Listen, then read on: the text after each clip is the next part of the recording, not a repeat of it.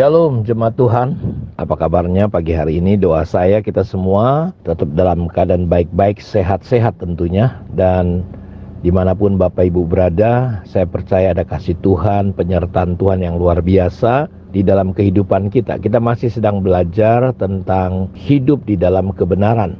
Kita baca kembali dari Yohanes 15 ayat 7-8. Jikalau kamu tinggal di dalam aku dan firman-Ku tinggal di dalam kamu, mintalah apa saja yang kamu kehendaki dan kamu akan menerimanya. Maka dengan demikian kita akan berbuah banyak dan Bapa di surga dipermuliakan. Perhatikan kata tinggal di dalam aku dan firman-Ku tinggal di dalam kamu. Saya sudah bahas kemarin bahwa persoalan terbesar orang Kristen, dia tinggal dalam Tuhan, dia berdoa, tapi kelakuannya tidak seperti firman Tuhan. Firman Tuhan tidak tinggal dalam hidupnya. Masalah orang Kristen hari ini, dia tahu banyak, tapi dia bukan pelaku firman. Sehingga dia kelihatan begitu rohani, tapi dalamnya hancur. Karena itu, seberapa luas firman Tuhan ada dalam hidup kita, seberapa berkuasa. Jadi kebenaran manusia itu diumpamakan hanya seperti pembalut perempuan. Ya, karena itu jangan pernah gunakan kebenaran kita. Kita jangan pernah tinggal di dalam kebenaran diri kita sendiri. Alkitab berkata, terkutuklah orang yang mengandalkan dirinya, kebenarannya. Diberkatilah orang yang mengandalkan Tuhan. Banyak orang Kristen kacau hidupnya karena dia menggunakan kebenaran diri sendiri, bukan kebenaran Tuhan. Jadi kita harus menyadari bahwa hidup kita, ya, kebenaran kita itu dimulai dari sebuah pemahaman. Kita ini benar bukan karena kita benar, tapi kita benar karena Yesus sudah membenarkan kita lewat kayu salib. Saya diterima, saya dikasihi, saya dicintai, itu karena salib Kristus.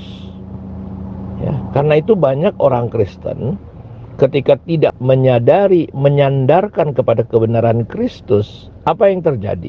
Dia menganggap dirinya benar. Dia menjadi orang yang angkuh, menjadi orang yang sombong, jadi orang yang keras, ya, merasa benar aja. Dan ini kita menjadi salah, karena itu ketika kita menyadari bahwa siapa kita menyadari kasih karunia Tuhan, sehingga kita nggak akan pernah hidup di dalam penghakiman, menghakimi orang, menuntut orang. Sadarlah siapa diri kita. Yang kedua, bagaimana cara kita hidup dalam kebenaran? Dimulai dari kapan? Kita belajar bereaksi, berespon benar.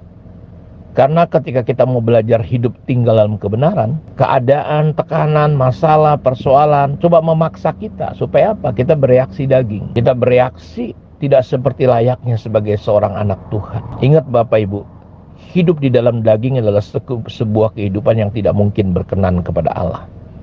Karena itu sekali lagi bahwa terkadang kita berdoa minta jadi orang sabar, tapi justru yang datang orang-orang yang menjengkelkan. Dan rasanya kita menjadi tidak sabar. Kita marah, kita mengeluh, kita jengkel, kita menghakimi. Kita berdoa supaya kita menjadi orang yang mengasihi, tapi ternyata yang datang orang-orang yang begitu menyebalkan. Orang-orang yang perlu kita bantu, sementara kondisi kita mungkin tidak pas situasinya. Kita ingin jadi kuat, tapi yang datang justru masalah-masalah dan persoalan. Padahal sebenarnya Tuhan sedang melatih kita. Karena itu jangan pernah heran akan api cobaan, nyala api cobaan yang menimpa kita semua. Bahkan Alkitab berkata bahwa pencobaan-pencobaan yang datang itu hanyalah sesuatu yang biasa, yang kalau kita mengerti bahwa dengan itulah kita dipersiapkan untuk bertumbuh. Ingat, sebuah permata, kecantikan, kemewahan sebuah permata itu perlu mengalami gosokan-gosokan. Justru dengan gesekan-gesekan itu, maka permata, batu permata itu keluar keindahannya. Ya, apa bukti kita anak Tuhan? Ketika kita diperlakukan secara tidak adil, tidak ideal, tapi ketika kita bereaksi tetap dengan reaksi respon Kristus, disitulah kelihatan rupa Kristus dalam hidup kita. Ya, Paulus berkata bahwa penderitaan itu sampai rupa Kristus menjadi nyata. Kalau tukang emas, kapan berhenti dia membakar emasnya? Sampai dia bisa lihat wajahnya di emas itu. Itu bukti bahwa emas itu akan murni. Ya, kita nggak akan pernah berhenti menghadapi yang namanya siang dan malam. Ya, silih berganti masalah persoalan akan datang. Tapi ingatlah bahwa untuk kita belajar hidup dalam kebenaran, ya, adalah kita belajar bereaksi. Jangan bereaksi yang salah. Seringkali ingat hidup ini cuma masalah ya benar atau salah. Tapi kita, walaupun kita benar, tapi kita bisa salah ketika respon kita salah. Karena itu mari kita perhatikan baik-baik. Yang ketiga adalah bagaimana kita secara fokus mempraktekkan prinsip-prinsip dasar kekristenan, doa dan firman. Saya ajak saudara terus menerus baca Alkitab, renungkan siang malam, ucapkan, praktekkan. Kalau gagal nggak apa-apa, praktek lagi terus. Nah, saya percaya sampai kapan? Sampai firman itu menjadi darah dan daging. Nah, kita bukan hanya menjadi pendengar, tapi kita menjadi pelaku. Karena banyak orang tahu banyak. Nah, ini persoalan orang Kristen hari ini. Multimedia memudahkan orang mengekspos dirinya sehingga entah siapa dia bicara begitu rupa, banyak orang kena tipu. Ingat, penipu itu hampir mirip, manis, wah, tapi ingat, Yesus berkata bahwa banyak orang tersesat. Kenapa? Karena mereka tidak mencintai kebenaran. Karena itu mereka tersesat.